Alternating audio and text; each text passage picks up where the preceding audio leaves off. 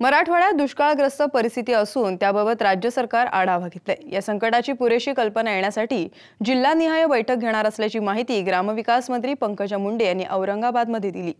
येणाऱ्या दुष्काळी परिस्थितीला कसं सामोरं जायचं, मराठवाड्यात प्रचंड पाण्याची परिस्थिती वाईट आहे, त्यासाठी आपण काय पावलं उचलायला पाहिजेत, मंत्रालय लेवलवर माझी बैठक कालच झाली। तिथून प्रचंड अभ्यास मला झाला आणि त्याच्यानंतर मी इथे विभागाची बैठक घेतली।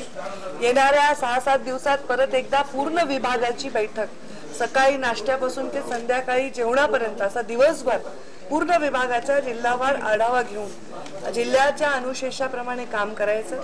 जिल्हा परिषदेच्या माध्यमातून जास्तीत जास्त ग्रामविकासचा बजेट हे दिलं जातं, विकास होतो, पण तो विकास अंकुश त्याच्यावर कसा ठेवता येईल की तो खरंच विकास साधला जातोय का, खरंच ते बजेट सामान्य माणसापर्यंत पोहोचतंय का, त्याचा लाभ त्यांना होतोय का, त्याच्यामध्ये आता मागणी किती वाढली आहे याची आम्ही पूर्णपणे माहिती घेतली। पंतप्रधान ग्रामसडक योजना हा फार मोठा याच्यामधला एक विषय आहे, त्याच्याबद्दल आम्ही माहिती घेतलेली आहे आणि जास्तीत जास्त गावं ती कनेक्ट झाली पाहिजे। ही अटल बिहारी वाजपेयींनी आणलेली योजना आहे आणि नरेंद्र मोदींचंही ग्राम विकासाकडे पूर्णपणे लक्ष आहे। फार मोठी जबाबदारी त्यांनी माझ्यावर दिलेली आहे।